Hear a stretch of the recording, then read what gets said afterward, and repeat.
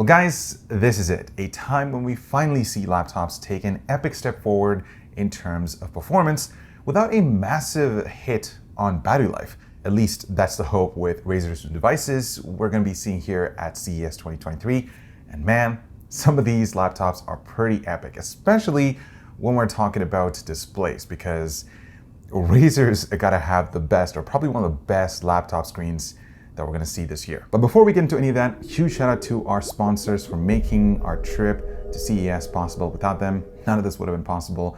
So thank you very much, guys. Anyways, while the Blade 15 and 17 are still sticking around, the lineup is getting two new form factors, a 16-inch design and an epic desktop replacement 18-inch blade that just turns every dial, including the price, up to 11. Basically, the 15 and 17 will start at lower price points, while the 16 and 18 are there for the premium market. And considering blades are already priced pretty high versus the competition, let's just say that these laptops won't be cheap. Let's start with the Blade 16, and Razer's goal here was to make the most powerful and the best built 16-inch laptop on the planet without sacrificing size. And that's exactly what happened, since this thing has about the same footprint as the Blade 15, and it's just over 2 centimeters thick. But it packs up to a Core i9-3900HX and an RTX 4080, and it feels amazing. It's a bit hard to describe without feeling it for yourself, but the build quality, even on this early sample that we got hands on, is top-notch, and actually a bit better than the previous generation Blade laptops. There's also a pretty big 95.2 watt-hour battery, which is pretty impressive since a lot of thin and gaming laptops sacrifice either battery capacity or specs in order to cram as much as possible into a confined chassis. But not this one. I should also mention that Razer's 2-year battery warranty comes standard here as well.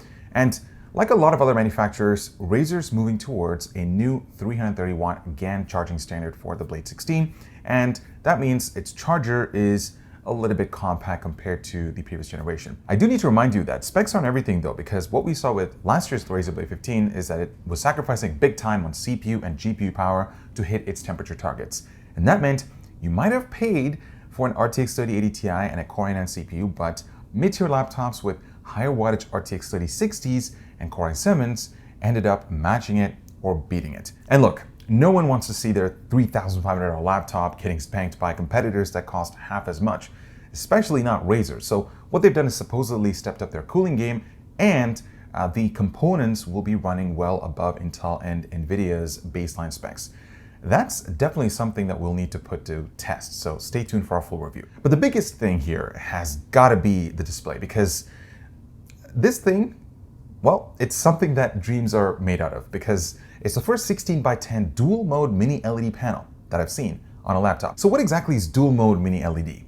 Well, it has the capability to natively switch. Let me say that again, natively switch itself between 4K 120 Hz with up to 1000 nits of peak brightness and full HD running at 240 Hz. This gives you the absolute best of both worlds, and since it's natively done through hardware, you don't have to worry about any of Windows' messy display scaling and additional latency that comes when running a non-native resolution or just other issues. You just have to go through Razer Synapse and reboot the PC, and that's it. You get the best of both worlds, either ultra high resolution and insane peak brightness for creators, or high refresh rate, G-Sync, and a sub 3 millisecond response time for gamers. It's like having two different screens for the price of one, which is pretty cool. I can't wait to actually test that out.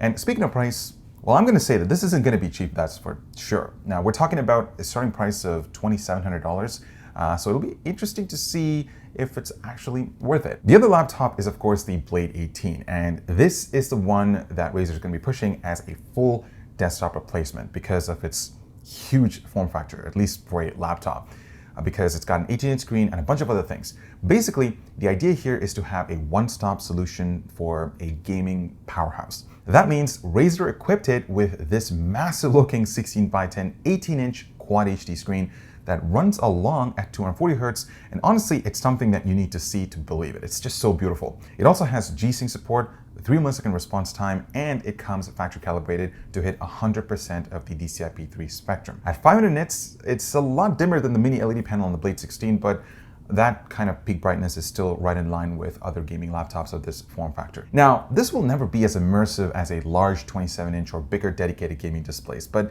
this is one of the best, most eye-catching screens I've ever got on a laptop. period. There are also a few other quality of life additions here too, things that have been added so you don't need to go out and buy them separately like you would with a desktop. First of all, it comes with a webcam that uses a 1080p 5 megapixel sensor, and it's supposed to give a lot of standalone webcams a run for its money, so super excited to check that out. Razer's also added a pretty impressive sounding 6-speaker sound system, and the headphone amp has also been upgraded over previous generation blades. Now spec-wise, well, Razer's saying that the Blade 18 is going to get desktop level components, which includes Intel's new i9-13950HX and an RTX 4080 laptop edition. But like I said before, power is more important than specs. But I'm hoping the 13950HX at least sustains 65 watts, while the GPU gets over 100 watts of power. If not, this would be a complete waste of money. And space, of course. Now, the other impressive thing about this Blade 18 is just how compact it is. I mean, we're looking at a bit bigger than the Blade 17 overall, and the same 22 millimeters of height as the Blade 16. The only trade-off I see here is, of course, the weight, which comes in just over 7 pounds. But man, this proves the days of massive 9-pound gaming laptops is really over. Just don't tell MSI that, since they're sticking to their ugly and heavy, massive gaming laptops. Now, the other thing that caught my eye was the fact that even though this is a pretty big laptop, Razer decided to avoid a numpad. But what are your thoughts on that? Would it have looked better with a numpad on it or not? Let me know in the comments down below. Either way, all of this doesn't come cheap at all, guys, since the Blade 18 will start at $2,900.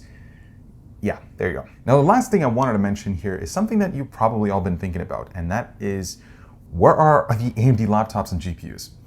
Well, right now, Razer's taken a step back from AMD and only rolling out gaming laptops with the new Intel 13th Gen CPUs alongside RTX 4000 series graphics cards. We're all hoping to see some AMD CPUs and Blades sometime this year, but considering how few Blade 14s made it into stock because of AMD's chip shortages, I wouldn't be surprised if Razer just chooses to sit the new Ryzen 7000 series completely out. And that they aren't the only ones either, but more on that on another video, but that's when we get more information. Anyways, guys, that pretty much wraps up our coverage here at CES for Razer. Let us know what you guys think about the Blade 16 and the Blade 18. Super cool laptops. I'm really excited to check out the Blade 16 because that to me just caught my eye because of that mini LED display that's just bright, and it was just gorgeous. I just can't wait to get it in the studio and give you guys our full performance review. So definitely stay tuned for that. I'm Eber with Hardware Canucks. Thank you so much for watching, and I'll talk to you guys in the next one.